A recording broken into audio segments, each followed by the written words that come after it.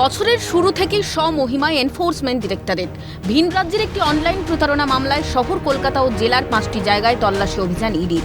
বৃহস্পতিবার সকালে সদানন্দ ঝা নামে এক ব্যক্তির বাড়ি সল্টলেকের বিবি ব্লকে 39 নম্বর আবাসনে হানা দেয় ইডি আধিকারিকরা।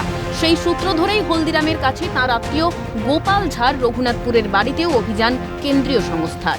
এনফোর্সমেন্ট ডিরেক্টরেটের আধিকারিকরা সকালেই একেবারে পৌঁছে যান সল্টলেকের বিবি ব্লক এবং সেখানে তারা সদানন্দ ঝা নামে এক ব্যক্তির বাড়িতে তল্লাশি চালান এবং সেখান থেকেই তদন্তকারী আধিকারিকরা পৌঁছে যায় গোপাল ঝা নামে এক ব্যক্তির বাড়িতে রঘুনাথপুরে। এই মুহূর্তে 13/5 রঘুনাথপুর, সেখানে এনফোর্সমেন্ট ডিরেক্টরেটের আধিকারিকরা কেন্দ্রীয় বাহিনীর জওয়ানদেরকে সঙ্গে করে নিয়ে পৌঁছেছেন এবং সেখানে তল্লাশি অভিযান চলছে। কিন্তু গোপাল ঝার এই ফ্ল্যাটটি বন্ধ থাকার কারণে তদন্তকারী আধিকারিকরা ফ্ল্যাটের তালা ভেঙে ভেতরে প্রবেশ করে সেখানে তল্লাশি অভিযান করতে চাইছেন, যে কারণে একজন ব্যক্তিকে নিয়ে আসা হয়েছে এবং এই ফ্ল্যাটেরই একেবারে টপ ফ্লোর অর্থাৎ 3rd ফ্লোর, সেখানে কিন্তু এই মুহূর্তে তদন্তকারী আধিকারিকেরা পৌঁছেছেন। লক্ষ্মীবার সকালে ইডির হানা পার্ক স্ট্রিটে 3 নম্বর ইউএন ব্রহ্মচারী সরণি বেসেল হাইটসে চলে ইডির তল্লাশি।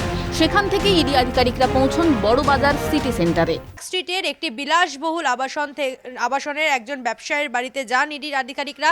তারপর তাকে নিয়ে তারা চলে আসেন সরাসরি বড়বাজারের সিটি সেন্টারে তার এই যে অফিস রয়েছে সেখানে। দীর্ঘক্ষণ ইডির যারা আধিকারিকরা রয়েছেন তারা এখানে দাঁড়িয়েছিলেন। তারপর এই যে অফিসের যারা কর্মীরা তারা আসেন এবং তালা খোলেন। তারপর ইডির তদন্তকারী আধিকারিকরা ইতিমধ্যে প্রবেশ করেছে এই অফিসে। মূলত এখানে তার 2টি অফিস রয়েছে।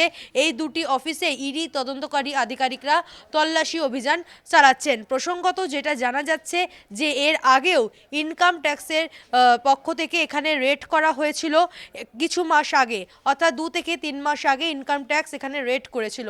শুধুই শহর কলকাতা নয়, বৃহস্পতিবার সকাল থেকেই ইডি হানা মুর্শিদাবাদের বড়িয়ার ডাকবাংলায়। ডাকবাংলা এলাকায় থাকা একটি অনলাইন দোকান ও বড়িয়া থানার নিমা গ্রামের ব্যবসায়ী রাহি শেখের বাড়িতে সকাল থেকেই চলে অভিযান। সম্প্রতি রাহি শেখ নিজেই সেটি নির্মাণ করেন।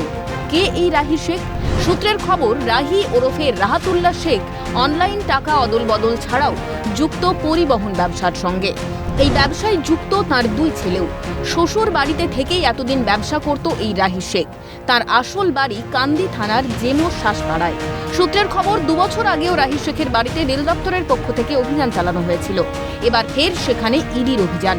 নোটিশ পাঠানোর পরেও হাজিরা না দেওয়ায় তার বাড়িতে তল্লাশি ইডির। যদিও বাড়িতে রাহি এবং তার 2 ছেলে ছিল না, তাদের সন্ধান করছে ইডি। তদন্তকারী সংস্থার পক্ষ থেকে রাহির বাড়িতে থাকা একাধিক নথিপত্র, ব্যাংকিং লেনদেন খতিয়ে দেখা হয়। সূত্রের খবর, কয়েক মাস আগেই এই রাহি শেখ আসানসোল দুর্গাপুর এলাকায় একটি টোলের দায়িত্ব পায়। এছাড়াও রাহি শেখের দোকানে বিপুল পরিমাণে এটিএম কার্ড ও ডেবিট কার্ড মজুদ, যার মাধ্যমে চলত বিভিন্ন লেনদেন, এমনটাই জানা গিয়েছে সূত্র মারফত। এই যে রাহি শেখ, সেই রাহি শেখের বাড়ি কান্দি থানার জেমো এলাকায়, এই বড়ুয়া থানার যে নিমা এলাকা, এখানে তার শ্বশুর বাড়ি। আর এখানেই কিন্তু নিমার পাশেই ডাকবাংলা এলাকা, সেখানেই তার একটি অনলাইনে দোকান রয়েছে যেখান থেকে বিদেশি টাকা ট্রান্সফার, বিদেশি টাকা পরিবর্তন এবং বিভিন্ন কয়েনের কারবার চলতো। আর সেই সূত্র ধরেই কিন্তু রীতিমতো কেন্দ্রীয় তদন্তকারী সংস্থা তারা কিন্তু বৃহস্পতিবার সকাল থেকেই দেখা যাচ্ছে এই যে অভিযান, সেই অভিযান চালাতে। এখন দেখার এই অভিযানের পর ঠিক কি উঠে আসে বা তদন্তের সাপেক্ষে ঠিক কি উঠে আসে। ক্যামেরায় গোপাল সেন, নিখিল দাসের সঙ্গে শুভজিৎ দে, রেশমি দাস ও ভিক্টর বন্দ্যোপাধ্যায়ের রিপোর্ট, ক্যালকাটা নিউজ।